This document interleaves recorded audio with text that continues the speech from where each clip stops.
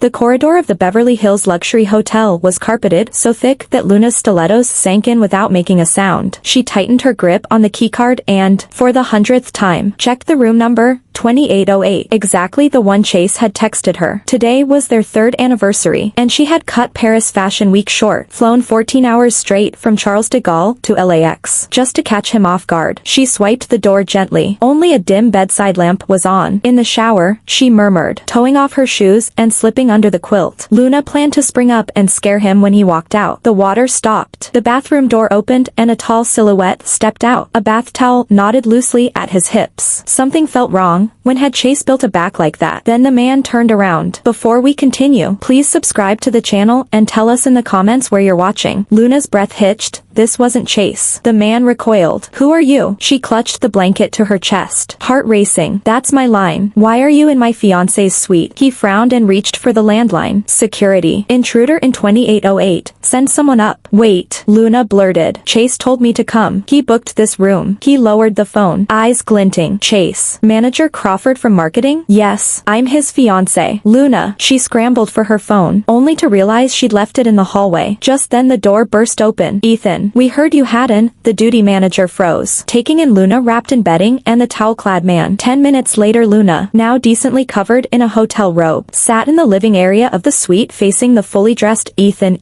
Vance, CEO of Vance Holdings. So, Ethan said coolly, Manager Crawford booked the suite under my name and asked you to meet him? Luna nodded, cheeks burning. She finally understood. Chase had used the CEO's name to impress her, but the hotel, eager to prioritize its owner, had reassigned the reserved room to Ethan. I'll call him. She borrowed the landline and dialed Chase. It rang forever. A woman's syrupy voice floated by. Who's calling this late? Chase. It's me. I'm in 2808. But there's a stranger here. She fought to stay calm. Silence. Then his flustered voice. Luna, aren't you back tomorrow? Came early to surprise you. You said wait in 2808. Remember? Another pause. Then the line went dead. When she called back, his phone was off. Ethan, who had watched the whole scene, gestured for his assistant to hand him a tablet. He tapped twice and gave it to Luna. On the screen was Chase's newest Instagram post, uploaded 10 minutes ago. A hand-holding selfie captioned, Happy 3rd anniversary. Babe, geotagged to a seedy love motel in downtown LA. The manicure on that hand was nothing Luna would ever wear. Her world spun. 3 years, she'd turned down a prestigious design job in Milan, introduced him to every industry contact she knew, even paid his mother's cancer surgery bills from her personal savings. Looks like, Ethan said drily. Your surprise flopped. The next morning, eyes swollen from crying, Luna walked into Vance Tower in downtown LA. The receptionist, clearly forewarned, ushered her straight into the executive elevator. Ethan's office took up the entire top floor. Beyond the floor-to-ceiling glass, the Los Angeles skyline glittered. He was finishing a call. He motioned her to sit. I have 2 offers, he began. 1, I fire Chase. You watch him lose his job.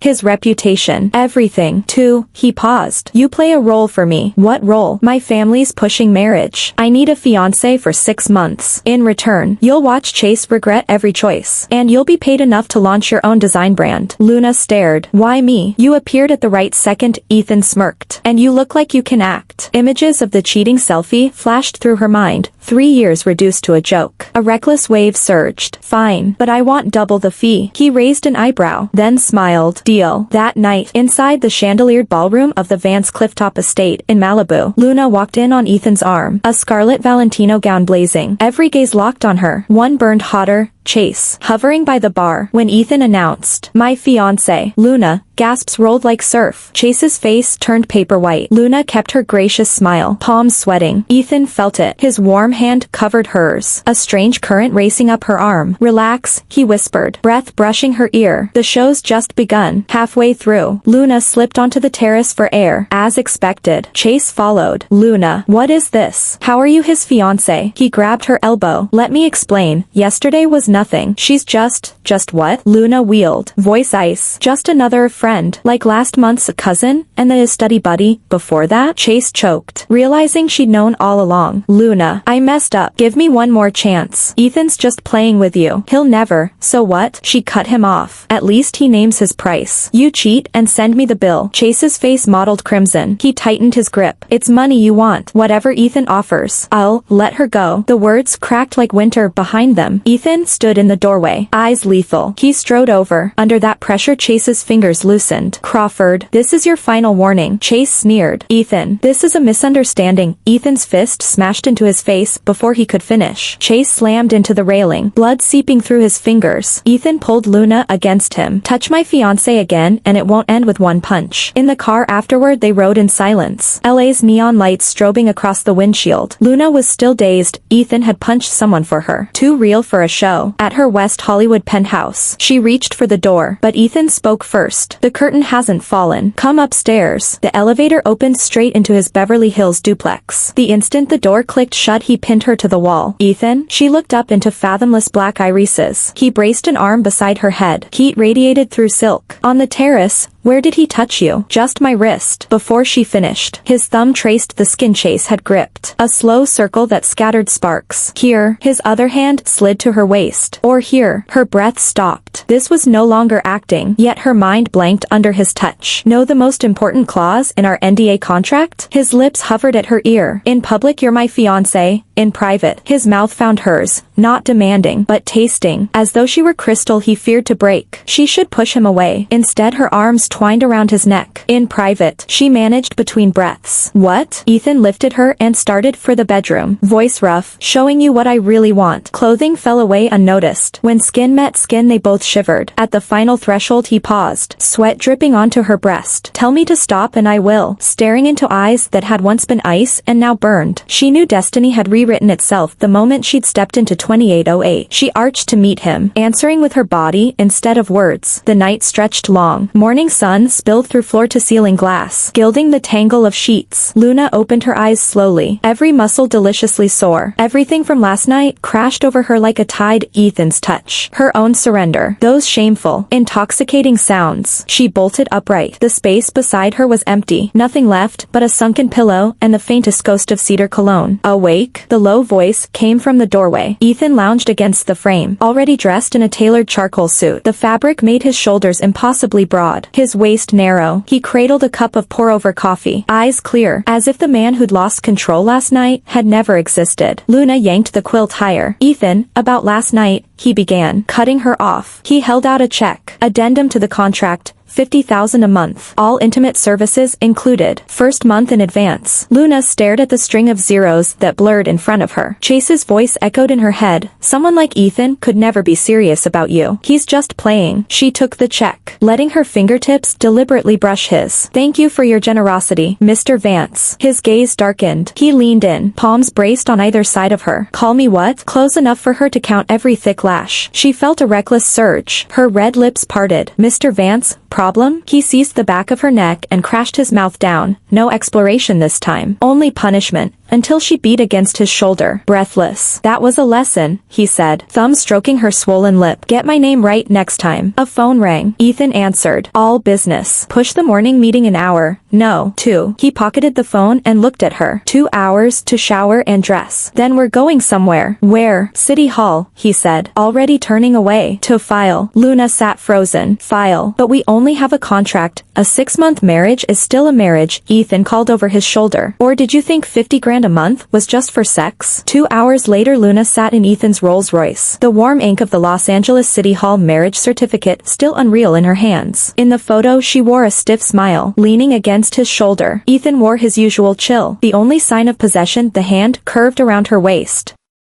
Mr. Vance, looking forward to working with you, he said, eyes on his tablet. The formal title made her heart skip. She glanced outside and realized they weren't headed downtown. Where are we going? Home, he answered, finally looking up with a cryptic smile. To meet the parents. Luna's stomach lurched. Now, I'm not ready. Just keep acting, Ethan said, smoothing her collar, knuckles grazing her collarbone. Remember, we're madly in love. Love at first sight. Can't live without each other. The Vance ancestral estate sprawled halfway up a hill in the Hamptons, a marble antique fusion of modern luxury and classic elegance. As soon as the car stopped, the butler stepped forward. Young master, young madam, the ladies have been waiting. Ladies, Luna whispered. My grandmother, mother, 3 aunts, Ethan murmured. The Vance tribunal. Inside, 5 immaculately dressed women sat in judgment, gazes locking on Luna like lasers. Eleanor, Ethan's grandmother, struck her cane first. Ethan, explain. He slid an arm around Luna's waist. Grandma, this is Luna. Luna, my wife. He flashed the certificate. Married yesterday. Silence detonated. Victoria, Ethan's mother, erupted first. Nonsense. You marry without warning. What family is she from? What does she do? How long have you even known her? Respectable family. Fashion designer. Not long. Long enough, Ethan replied, fingertips stroking Luna's hip in silent cue. Luna produced a honeyed smile. Mrs. Vance. I know it's sudden, but Ethan and I truly. Call me Mom, Ethan interrupted. Both women froze. Calmly, Ethan repeated. Your family now. Use the right word. Under 5 pairs of eyes. Luna swallowed. Mom. Victoria opened her mouth, but Eleanor sliced the air with her cane. Enough. The papers signed. Girl, come here. Luna approached. Palms damp. Eleanor clasped her hand, studying her face, then fixed on the single pearl stud in Luna's ear. Those earrings. Luna touched the tiny pearl. They were my mother's. For a moment Eleanor's stare turned distant. So alike. Ethan's eldest aunt frowned. Mother, what's alike? Nothing, Eleanor said, patting Luna's hand. Live well. Ethan's hard-headed. Indulge him. Just like that, first hurdle cleared. Luna darted a glance at Ethan. He looked away. At lunch the Vance women took turns interrogating. Ethan deflected every volley while playing the devoted groom, piling food onto Luna's plate, dabbing her lips with a napkin, gazing at her with syrup-thick affection. Only Luna knew that under the tablecloth his hand rested on her thigh the entire time, reminding her the performance never stopped. In the hallway she cornered him. What did Grandma mean, alike? He pulled her into an empty den and locked the door. Don't ask questions you shouldn't, but it involves. Ethan pinned her against the door, voice deadly quiet. Luna, remember the contract. In 6 months you leave with the money. Nothing else concerns you. His coldness stung. Last night they had been skin to skin. Today it was nothing but ledger lines. Don't worry, Mr. Vance, she said, flashing a professional smile. He said, wiping the crimson bead from her lip, is to satisfy any demand. Any time I make it. Luna's pulse hammered. She couldn't tell terror from thrill. Outside, a sports car snarled up the drive. Ethan glanced out, face darkening. Trouble. What? He straightened his tie. Ex-girlfriend, Monica, heiress of Harrington Group. He shot Luna a razor smile. Showtime. Mrs. Vance. When Luna entered on Ethan's arm, Monica was curled beside Victoria, cooing. She sprang up. Ethan, Aunt Victoria says you got married. Cute joke. Her gaze raked over Luna. And this is. Ethan tightened his hold. My wife, Luna. He brushed a kiss to Luna's temple. Luna. Monica, a family friend. Wife? Monica laughed. Ethan, if you wanted to spite me, at least pick someone. She paused, inspecting Luna from head to toe. Less amateur. The room temperature plunged. Luna felt Ethan's fingers press her waist, cue to counterattack. She smiled. Voice silk soft. Monica. Right. Ethan talks about you all the time. Monica lifted a brow. Oh, what does he say? Childhood stories, Luna crooned, nestling against Ethan. How you were like the little sister he never had. Isn't that right, honey? Ethan dropped a kiss on her hair. All ancient history. Monica's complexion turned green. Eleanor clapped her hands. Monica, stay for dinner. Around the table Monica commandeered the seat on Ethan's other side, chattering non-stop. He answered in monosyllables, but didn't shut her down. Luna was slicing her steak when a foot glided over her instep. She assumed accident, until the foot slid under her trouser sock and began a slow climb. Monica, still laughing with Victoria, was rubbing Ethan's calf. Luna's fork froze. Monica met her stare and smirked. Fury flared. Luna set her knife down. Sweetheart, I'm not feeling great. Could we head home? Ethan frowned. What's wrong? Luna rested a hand low on her belly. Probably, last night exhaustion. The table went silent. Eleanor cleared her throat. Ethan, take Luna home then. In the car. Glacial quiet. The moment the penthouse door closed, Ethan slammed her against the wall. Playing with matches? Luna glared back, unsatisfied with my improvisation. Mr. Vance? He gave a cold laugh. Great. Since you're such a talented actress, tonight you'll perform the whole show. He scooped her into his arms and strode toward the bedroom. Luna yelped. What are you doing? Fulfilling the contract. Ethan kicked the door open and tossed her onto the bed. A benefactor's demands can change at any time. Mrs. Vance. He loosened his tie with deliberate slowness. Now, I want you to take the lead. Luna froze. What? Ethan stood at the edge of the bed, looking down at her. Pleasure me. Otherwise, I'll dock the penalty fee. Seeing how detached he looked, Luna suddenly smiled. She slowly knelt up, caught his tie, and parted her red lips. As you wish, Mr. Vance. Her fingers trembled while she unbuttoned Ethan's shirt. The man's solid chest emerged inch by inch into the air. She could feel his scorching gaze branding her face. Is this what you wanted? Her voice was slightly husky as her fingertip traced the groove between his pectorals. Ethan's breathing roughened. He seized her wrist. Enough. Stormy emotions she couldn't read surged in his eyes, a desire. Maybe, or maybe a struggle. Changed your mind, Mr. Vance? Luna forced composure. Or am I not servicing you well enough? Ethan released her and walked to the bar. You're trying too hard. He poured a whiskey. Ice cubes chimed. No, next time, with Monica. Luna blinked. I was just cooperating with your act. Too much is worse than not enough. He sipped. Profile sharp. Harrington Group is an important partner. No need to make enemies. So that was it. She'd nearly forgotten he was a businessman first. Profits above all. Understood. Luna slipped off the bed and picked up her blazer. I'll watch my step. The days that followed were calm. Ethan was swamped with a merger and rarely appeared. Luna dove back into design, occasionally joining the Vance women for tea and shopping on Rodeo Drive, playing the perfect fiancé, only late at night. When Ethan returned smelling of alcohol, did the performance resume? He never stayed in the master bedroom, but he always demanded a goodnight kiss, each one deeper, longer than the last. Luna began losing track of whether they were acting or real. She caught herself longing for those nights, for the aggressive way his scent enclosed her. It was dangerous. She kept reminding herself. Collect the check in 6 months and leave, no heartfelt involvement. The turning point came at a charity gala hosted at the Getty Center. Luna glided in a moss velvet gown on Ethan's arm, the center of attention again. She was used to it now, smile polished, answers effortless. Then Chase appeared with a champagne flute. Luna, he said, eyes bloodshot, obviously drunk. You really married him? Ethan's arm circled Luna's waist. Crawford, watch your tone. Chase ignored the warning, staring at Luna. You love him, just because he's rich? Eyes converged on them. Luna felt needles in her back. She kept smiling, voice icy. None of your business. How is it not? Chase's voice spiked. Ethan doesn't love you. He only married you because you look like his dead first wife. The hall went dead silent. Luna whipped her head toward Ethan. His jaw was clenched, eyes terrifying. Security. Ethan's tone was sub-zero. Escort this gentleman out. As they dragged him away, Chase kept shouting. Luna, you're a stand-in. Check the drawer in his study. Before he could finish, Ethan punched him. Chaos erupted. In the car afterward, the air pressure was crushing. What he said. Luna finally spoke. Is it true? Ethan kept his eyes shut. Contract clause 3. No private questions. But it involves me. Luna lost control. Do I really resemble someone? Is that why you picked me? Ethan opened his eyes. Their black depths were bottomless. Does it matter? In 6 months you walk away with the money. Why care? Luna's heart sank to the floor. He hadn't denied it. That night Ethan didn't come home. Luna, like someone possessed, walked into his study and reached for the locked drawer. Conscience fought curiosity. Curiosity won. She picked the lock with a hairpin. Inside lay a photo. The girl in it looked 70% like her, especially the pearl studs. Exactly like the heirloom from her mother. On the back was written, to Ethan, forever yours, Wendy. Her fingers shaking. She found more, an engagement ring, a stack of love letters, and a divorce agreement, signed by Ethan and Wendy. So he hadn't just had a first love, he'd had a marriage. Suddenly her phone rang. It was Ethan's assistant.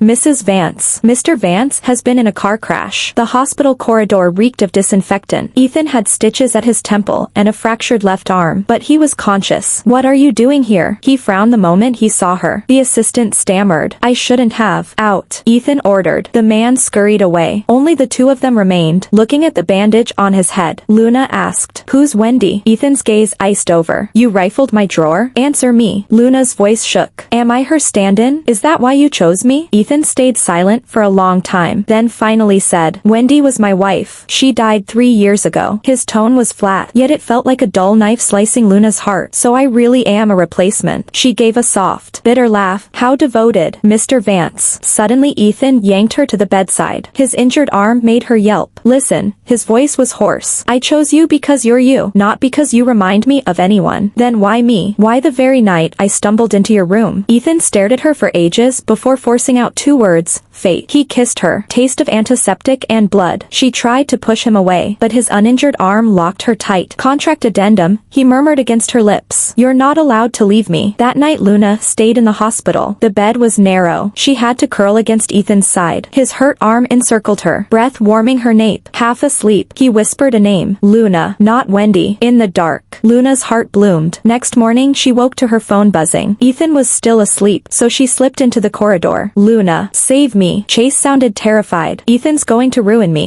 Only you can stop him. Luna frowned. What did you do now?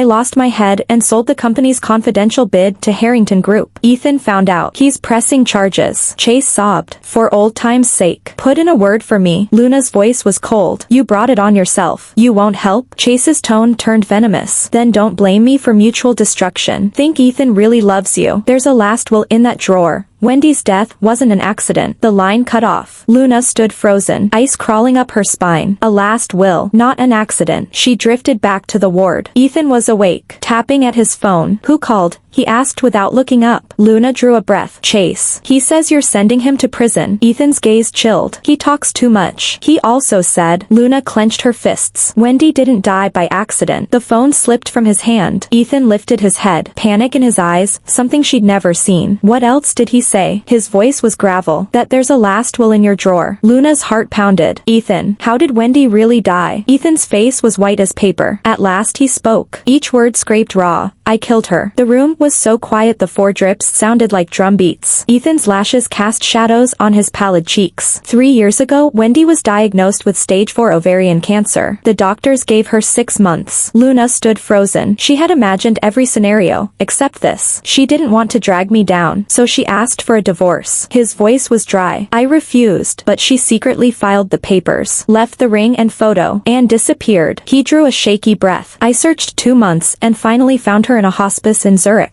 She was nothing but skin and bones. Luna instinctively clasped his hand. He clung to it like a drowning man to driftwood. In the final week, the pain was unbearable. She begged me to end it. Red rimmed his eyes. I couldn't. But she held my hand and said, if I loved her, I'd let her go. He shut his eyes. That night I dozed off beside her. When I woke, she'd pulled out her own oxygen tube. Luna's heart twisted. She couldn't picture the horror of watching someone you love die in front of you. What about the last will? She whispered. She left it for me. A bitter smile tugged at his lips. She bequeathed everything to me, including those pearl studs, her mother's. Luna's hand flew to her ear. So that explained Eleanor's strange look when she saw them. They had been Wendy's. How could Chase know any of this? Ethan asked abruptly, his gaze sharpening. Luna froze. He said, he saw the last will in your study? Impossible. Ethan cut her off flat. The will has been locked in a Zurich vault. No one has ever seen it. They stared at each other, realizing the same thing in unison. He was bluffing you. Ethan shot to his feet. Injuries be damned. And jabbed the bell for his executive assistant. Find out who Chase has met lately, now. The report came back fast. Chase had been meeting Monica on the sly. Chase has always wanted to snatch our partnership with the Swiss Medical Institute, Ethan said with a cold smile. Looks like Monica heard some gossip from her father and decided to use Chase to stir the pot. A chill crawled down Luna's spine. So she deliberately provoked Chase to test me? Worse. Ethan's eyes darkened. She may try to whip up a media frenzy. Claim I murdered my first wife, to torpedo Vance's deal with Zurich. Before the words had settled, Ethan's phone rang. The longer he listened, the grimmer his face became. What's wrong? Luna asked. Uneasy. Chase leaked it to the press. He squeezed the phone. Vance CEO's ex-wife under suspicious circumstances? Juicy headline.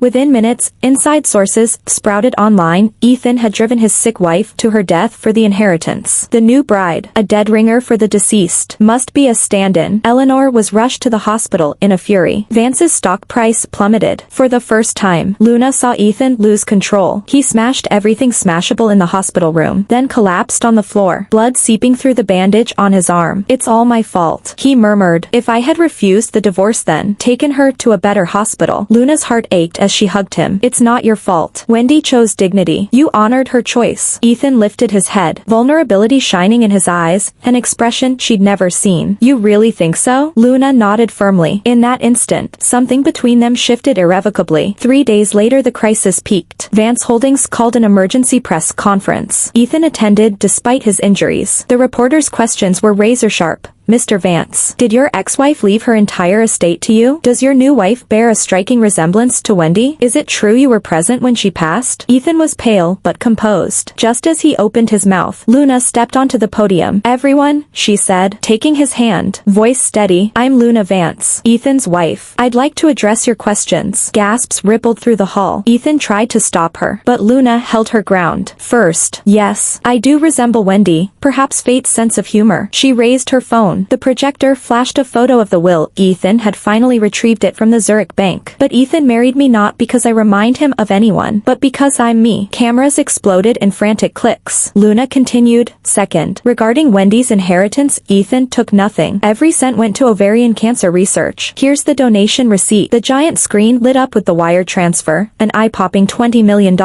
Finally, she drew a breath. And about Wendy's passing, she glanced at Ethan. He gave an almost invisible nod. She died peacefully in the arms of the man she loved, Luna said, voice cracking. No pain, no regrets. Isn't that what each of us wishes for? Silence. Then applause broke out from the corner. Eleanor, supported by Victoria, clapping with grim approval. The press conference was a slam dunk. Public opinion flipped. Vance's share price rebounded. That night Ethan pinned Luna against the bedroom door, kissing her with a tenderness she'd never felt. Why did you do it? He asked, forehead to forehead. The NDA contract never asked you to take a bullet for me. Luna traced the cast on his arm. Because I wanted to. His gaze deepened. He scooped her up and carried her to the bed. The contract expires tonight. Luna froze. What? I'm tearing it up, he whispered, lowering himself over her. Starting now, we have a real marriage. He kissed her, words dissolving between their lips. Luna, I love you. Nothing to do with contracts. Nothing to do with Wendy. Only with you. Outside, the city lights shimmered to life. Inside, two hearts finally pressed together without armor. 1 year later, Paris Fashion Week. Luna's debut for her personal brand Lunar ended in a standing ovation. Under the spotlights she took a bow, then spotted him front row, Ethan, arms full of white roses, pride blazing in his eyes. Since the press conference storm, he had urged her to chase her dream, pulling strings to secure her spot at Paris Fashion Week and funding her design studio. Mrs. Vance, any plans to come home? He teased backstage, pinning her against the vanity for a kiss. Mr. Vance has been sleeping alone for a month. Luna ducked away, laughing.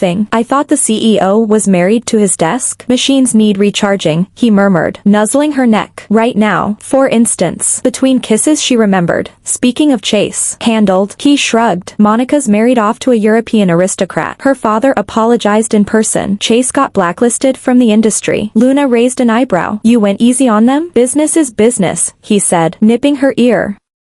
They surrendered 3 points of profit on the joint venture. Classic Ethan. She laughed softly, half exasperated, half fond. The real surprise came after they flew home, her birthday gift. Ethan blindfolded her and led her to a lakeside villa in Lake Tahoe. Open your eyes. Luna stilled. A sign by the gate read, Lunar Design Atelier. This, your own studio, he said, slipping his arms around her from behind. A full team. Your own projects, yours alone. He kissed her hair. Mrs. Vance deserves her own life, not just the role of CEO's accessory. Luna spun and hugged him tight. In 1 year he had not only healed the wounds Chase left on her heart, he'd made her a better version of herself. One more present. Suddenly he dropped to one knee, ring box in hand. Luna blinked. We're already married. Last time was business, he said, flipping the lid. The diamond caught the sun like liquid fire. This time it's love. Luna, will you give me the chance to love you for real? She offered her hand with a grin. Depends on your performance, Mr. Vance. When the ring slid home, she noticed the villa's upper terrace, 2 loungers set side by side, twin to the balcony of the Beverly Hills hotel suite where they first collided. Fate, it seemed, had scripted its foreshadowing long ago. That evening the Vance clan toasted her at a victory gala. Eleanor squeezed Luna's hand. Luna, time for a little air. Ethan needs tethering. A baby's the surest rope. Luna flushed. Glancing at Ethan, he merely lifted a brow. Grandma's right. Shall we start tonight? After the party he didn't drive home. Instead, they ended up at Wendy's gravesite in a quiet Zurich cemetery beneath a pale moon, where Ethan laid white roses on her tombstone. Wendy, this is Luna, he said, lacing Luna's fingers with his. Thank you for teaching me to cherish the one in front of me. Luna set down her own bouquet and bowed. Thank you for leaving the best of him to me. The night breeze stirred like a gentle reply. In the car on the way back, Ethan asked suddenly, know why it had to be you? Luna turned. Because I look like Wendy? No. He shook his head. That night you barged into the suite. Your eyes held a spark, reckless. Determined to start over even if you'd lost everything. He cupped her cheek. I saw in you what I'd lost in myself. Luna's lashes fluttered. The great Ethan Vance. Felled by a stranger's courage? He chuckled softly. When the car stopped outside their Beverly Hills penthouse, Ethan didn't open the door. Actually, there's something I never told you, he said, oddly hesitant. That first night at the hotel, I already knew you were coming. Luna stared. What? Chase's secretary works for me, Ethan confessed. I knew he booked the suite under my name. Knew you were flying back early. Even, he swallowed. Knew you'd walk into the wrong room. Luna gasped. So the whole thing was a setup? No, he said quickly. I only meant to turn the tables on Chase. But the second I saw you, he lifted her hand to his lips. Every plan went to hell. Luna pretended outrage. Ethan Vance, you schemed against me. I'll spend my life making it up to you. He kissed her, voice muffled against her lips. Punish me any way you like. Mrs. Vance. She melted into laughter, arms around his neck. Then I sentence you to love me forever. Consider it done. Stars glittered above, bright as the night they met. All those coincidences had simply been destiny's love notes in disguise. Thank you for listening to our story today. If you enjoyed this video, please give it a thumbs up and share it with friends. We'd love to hear your thoughts in the comments. Don't forget to subscribe for more captivating tales. See you next time.